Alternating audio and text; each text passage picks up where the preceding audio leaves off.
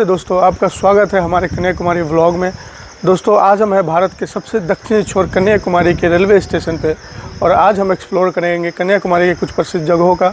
तो चलिए इस अद्भुत सफ़र का शुरुआत करते हैं। दोस्तों मैं नहा धो के रेडी हूँ, सुबह के बज रहे हैं, लगभग 8 बज रहे हैं और ये कन्याकुमारी रेलवे स्टेशन मेरे पीछे आप देख रहे हो। यहाँ दूर दूर तक आपको कोई आदमी नहीं दिखेगा।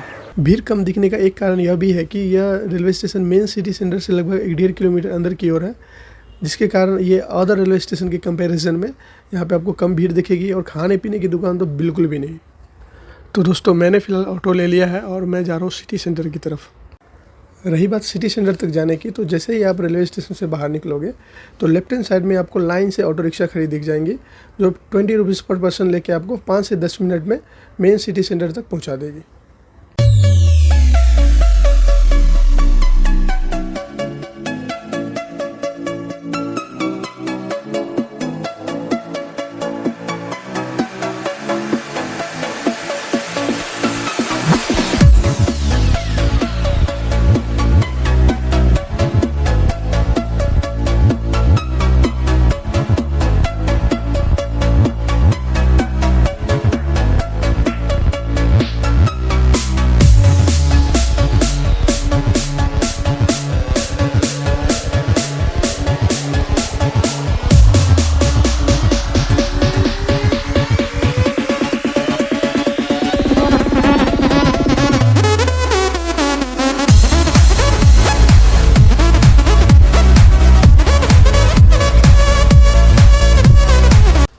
तो फाइनली हम पहुंच गए हैं मेन सिटी सेंटर में, और जो भीड़ आपको रेलवे स्टेशन में बिल्कुल नहीं दिख रही थी, अब वो भीड़ आपको यहाँ पे सैकड़ों की संख्या में दिखेगी। तो भीड़ का आनंद उठाइए और चलिए हमारे साथ मंदिर दर्शन के लिए। तो दोस्तों वो जो सामने आप देख पा रहे हो, ये है कन्याकुमारी टेम्पल का मेन एंट्रेंस। तो फटाफट चलते हैं देवी कन्याकुमारी के दर्शन के लिए। तो मंदिर एंट्रेंस के बाहर ही आपको अपना जूता चप्पल ओपन में ही बाहर छोड़ना पड़ेगा। अगर आप अपना जूता चप्पल ओपन में बाहर नहीं छोड़ना चाहते हो तो मंदिर के एंट्रेंस के अंदर जाते ही आपको लेफ्ट हैंड साइड में एक शू रैक्स बना हुआ है, जिसमें आपको कुछ पैसे दे करके अपना जूता चप्पल को सेफली रख सकते हो। तो मंदिर के अंदर एंटर करते ही कुछ ऐसा दिखता है भक्तों का भीड़।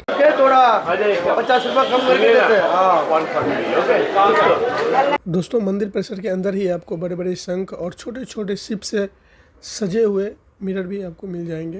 तो विदाउट वेस्टिंग एनी टाइम चलते हैं क्यू में लगने के लिए। जी हाँ, देवी कन्याकुमारी के दर्शन के लिए आपको कुछ इस तरह से बने हुए लंबे लाइन से गुजरना पड़ेगा। तो दोस्तों ये जो आपने अभी क्लिप देखा या फिर स्क्रीन पे देख रहे होंगे, तो इसमें क्या है ना कि एक लेडीज़ है जो अपने जीव के इस पार से उस पार तक एक त्रिशूल से बना हुआ स्टील का रॉड लगाई हुई है। तो ये कैसे पॉसिबल है और ये क्या है, अगर आप लोगों को कुछ आइडिया हो तो कमेंट बॉक्स में ज़रूर बताना। दोस्तों यहाँ पुरुषों के लिए एक नियम है कि अगर आप मंदिर में दर्शन करने के लिए जाते हो तो आपको अपना शर्ट, टी शर्ट और बनियान सब उतार के ही जाना पड़ेगा, वरना आपको अंदर नहीं जाने दिया जाएगा। तो जैसा कि आप देख सकते हो कि कैसे पुरुष लोग अपने कमर से ऊपर का वस्त्र निकाल रहे हैं और कईयों ने निकाल भी रखे हैं। तो अब हम एंटर करने वाले हैं मुख्य मंदिर में, और मंदिर के अंदर में फ़ोटोग्राफी, वीडियोग्राफी कुछ भी अलाउड नहीं है। मैं फिर भी कोशिश करूंगा कि कुछ क्लिप अगर आपको दिखा सकूं तो ज़रूर दिखाऊंगा। तो दोस्तों फ़ोटोग्राफी और वीडियोग्राफी अलाउ न होने के कारण मुझे अपना फ़ोन बंद करना पड़ेगा। तो मिलते हैं आपसे दर्शन करने के बाद। तो दोस्तों फाइनली हम दर्शन करके आ चुके हैं बाहर, और यहाँ से शुरू होता है बीच साइड मार्केट की शेयर हम खैर बाद में करेंगे। पहले चलते हैं विवेकानंद रॉक मेमोरियल की तरफ। दोस्तों आप स्वामी विवेकानंद रॉक मेमोरियल देखने भी जा सकते हो, जो कि समुद्र के बीचों बीच है। वहाँ जाने के लिए आपको फेरी लेना पड़ेगा। फेरी का आपको 2 तरह के टिकट मिलेंगे, जिससे एक नॉर्मल टिकट है 75 रुपीज़ का, दूसरा एक आपको स्पेशल टिकट मिलेगा 300 का। तो दोस्तों सिस्टम कुछ ऐसा है कि स्वामी विवेकानंद रॉक मेमोरियल जाने के लिए आपको 2 तरह के फेरी टिकट मिलेंगे। पहला जिसका दाम है 75 रुपीज़ और दूसरा जिसका दाम है 300 रुपये।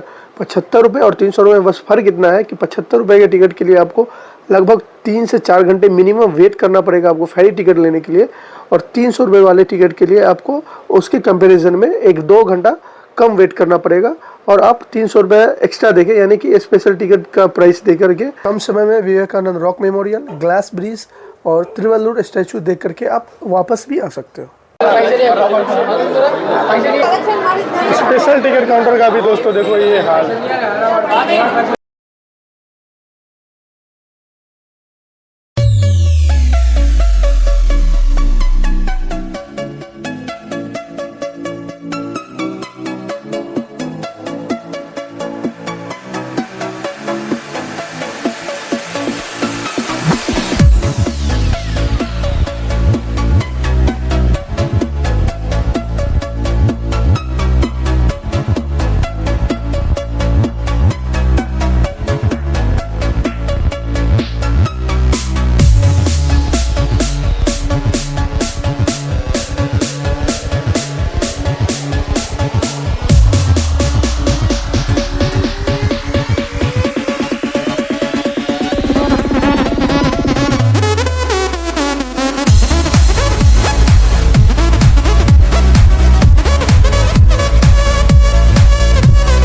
फेरी बोर्ड कर चुके हैं। अब निकलेंगे हम विवेकानंद रॉक मेमोरियल के लिए।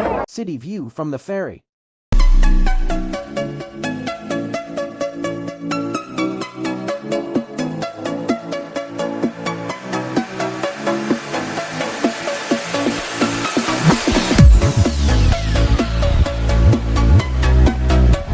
दोस्तों अब हम जा रहे हैं स्वामी विवेकानंद रॉक मेमोरियल। यह स्मारक स्वामी विवेकानंद के सम्मान में बनाया गया था।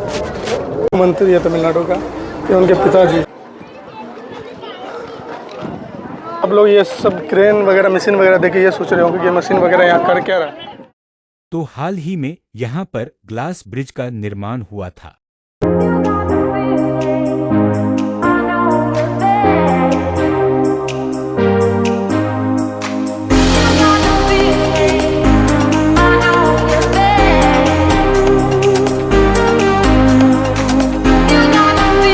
दोस्तों ये स्मारक उसी चट्टान पे बनाया गया है जहाँ पे सन 1892 में स्वामी विवेकानंद जी को ज्ञान की प्राप्ति हुई। दोस्तों इसके आर्किटेक्चर के बारे में बात करें तो यह स्मारक की वास्तुकला भारतीय और द्रविड़ शैली का मिश्रण बताया जाता है। दोस्तों यह है तमिलनाडु के दार्शनिक एवं कवि तिरुवल्लुवर की 133 फीट ऊंची प्रतिमा।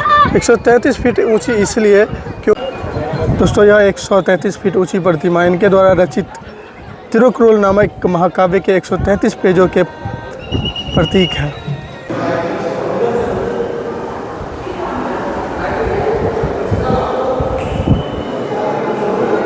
दोस्तों यह है भारत का पहला ग्लास ब्रिज ओवर द सी, जिसको हाल ही फिलहाल में इनॉग्रेट किया गया था माननीय मुख्यमंत्री ऑफ तमिलनाडु के द्वारा। दोस्तों पता नहीं लोग क्यों इतना ओवर एक्टिंग करते हैं ग्लास ब्रिज पे। मुझे तो बिल्कुल भी डर नहीं लग रहा है छोटी सी ग्लास ब्रिज। देखो क्या है यार, इसमें डर जैसा क्या है।